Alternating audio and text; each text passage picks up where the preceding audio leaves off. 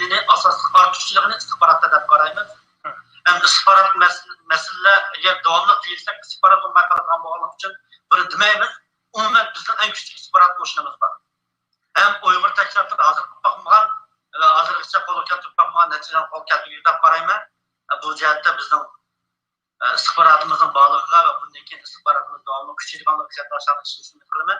Bizni bundan keyin partiyaning asosiy chiqimi istihbarat bilan tur to'qtish ya'ni ijtimoiy xizmat bilan da'vo qismi bilan kurash qismiga o'xshash diqqat berganimizni qarindoshimizning sababini sanmay bo'lmaydi. Men Uyg'urlarning muayyan bir tashkilotiga bizning bir necha a'zoni kirgizdim. Sen bu tashkilot a'zosi kirgin aktiv xizmat qilgan, bu orqali tashkilotning umumiy qurilmasini yaxshilashga, tashkilotni partiya darajasiga ko'tarishga ve bularning nizomnomasi qatorli ba'zi masalalarni boshqa tashkilotlar bilan birlashtirish qulaylik bir shaklda taraf qildirayli. Kelgusida bu siyosiy aktivlar bilan biz birlashishga uchun bir yo'l ochayli. Bular sen şu astıkta bir sınıf kirginde bir sınıf işbali için onu kirgizdim.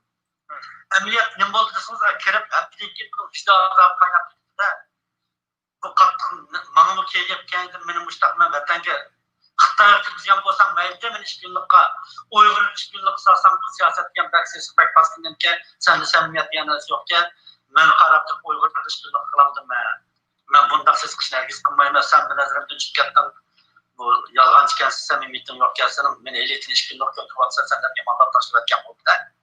Tamam dedim. Siyaset ben aldırkıdım dep öttüm. Vaqt gelse ben münasebetleşip bu iradişim gerekecek başlar.